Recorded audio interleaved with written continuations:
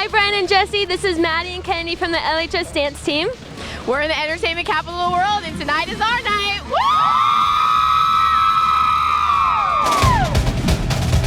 Live from the News 3 studios, this is Operation Football, powered by the News 3 Station Casino Sports Desk. Jesse, that is an introduction. I like it, man. Brad, our photographer, always comes through with them. Absolutely, absolutely. Folks, welcome to Operation Football, the best high school football show in all of Las Vegas, as voted on by producer Evan and photographer extraordinaire Brad Boyer, Jesse Merrick, Brian Sound. Hey, welcome into the show, guys. Another one, week 11. Week 11? It's crazy how fast it goes by. Yeah, it really is very crazy how fast this goes by. Tonight, folks, our game of the week. Well, it features two undefeated teams, Desert Pine, the Jaguars, and Las Vegas, the Wildcats, a grudge match. It was out at Las Vegas High School, and someone's had to go, and that's where we find our Amber Dixon, who has more of tonight's big game. How'd it go out there, Amber? It was a fun one, an air show throughout the first half, both teams using the deep pass to reach the red zone. Desert Pines without its star tight end, Darnell Washington, who was benched because of disciplinary reasons, but in his absence, the Jaguars rallied and came out on top. Going 3-7 last season, the Las Vegas Wildcats entered tonight's game with an undefeated record of 8-0, hosting the 7-0 Desert Pines Jaguars. Second quarter, Desert Pines trails 14-7 when sophomore quarterback RJ Tungatayese launches one downfield. It first hits a Las Vegas player's helmet, but after a few bobbles, freshman wideout DeAndre Moore secures the football for a huge gain, which set up a rushing touchdown to tie the game.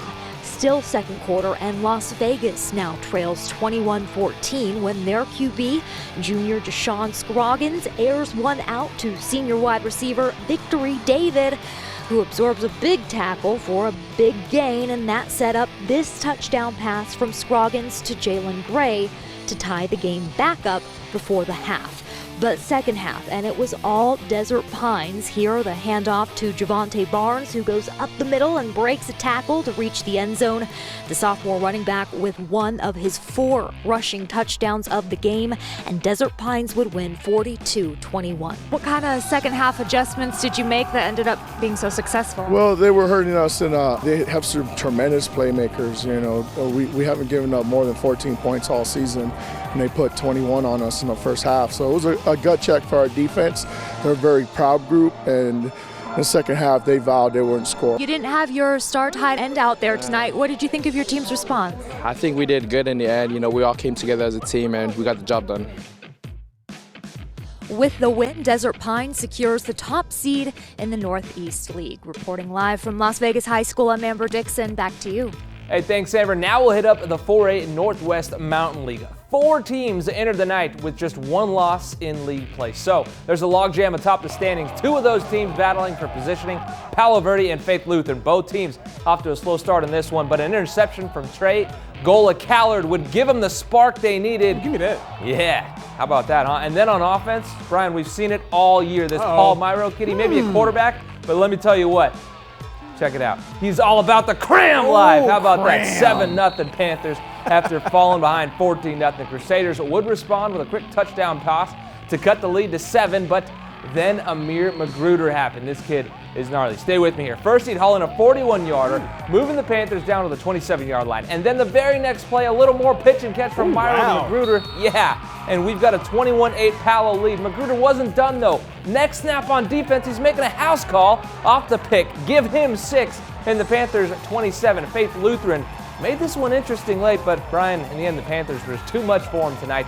They take it 55-35. Magruder is McGreedy, huh? Aha. You can use that next time. All right, Silverado is doing its best to hang in the Southwest League with the leaders, Bishop Gorman. The Skyhawks sitting pretty at 4-1 with 3 straight wins on the road at a very tough Desert Oasis squad, the Skyhawks and the D-backs. And, you know, the band's out there playing and getting them hyped up for this game. The Skyhawks off and running.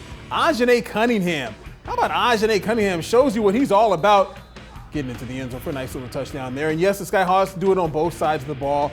Desert Oasis mounting a little attack until Brandon Powers. That's a pick. Yeah. Wrong color, dude. Yeah, wrong color, but beautiful catch. Looks like he may be hurt, but he'd be okay. Desert Oasis defense did it to its best to keep themselves in the game, but in the end, it was all Silverado on this one, 43-28. They win their 4th straight game, and they punch their ticket going to the playoffs. I just want to say a lot of our players, they've come back over the years, and they deserve this. And him, best offense, best running back. We came out here, we was dedicated, worked hard throughout the whole game.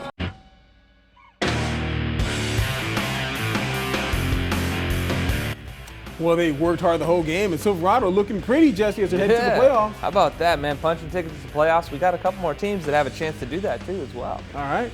Let's go ahead and take a look at some of these scores.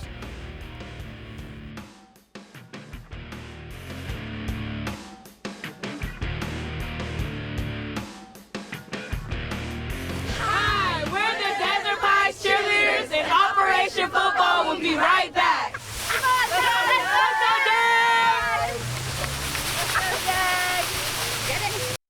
Hi, we're the Las Vegas High School cheerleaders, and Operation Football starts now.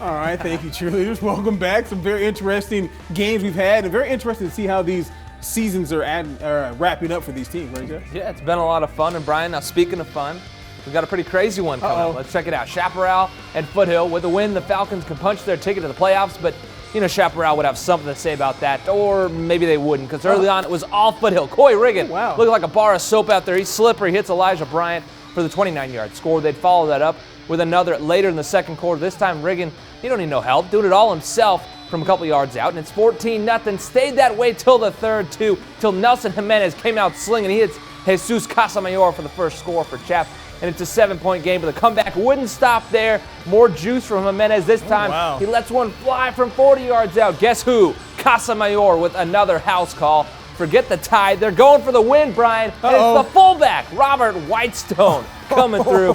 Do not tell me nobody uses fullbacks anymore. How about that? Chaparral comes back from the dead for the 15-14 win. How about them Cowboys? All right, winners of 2 straight games. The Coronado Cougars visiting the Liberty Patriots senior night out there. That's an interesting look. I like that.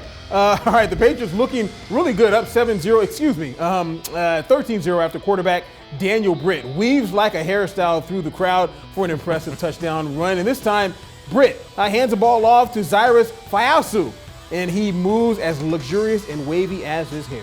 That's a touchdown. 25-0, the Lib Pats were up. And Birdie told me that USC was out there watching a kid out there play a little football, and it's understandable. Liberty all over Coronado, 49-8. They get the dub. Yeah, he's a baller. You know what time it is. Throwback Thursday on a Friday. Arborview and Shadow Ridge. Scoreless late in the first, but not for long. You can thank Daniel Mitchell for that. One cut, and he gone. Speed you can see right there. 62 yards worth of running, Brian. And the Aggies lead at 7-0. They'd pull away, too, to take this one 45-14. Your final score, guys. We got a couple more scoreboards for you, though, and we'll be back with Play of the Night. Check them out.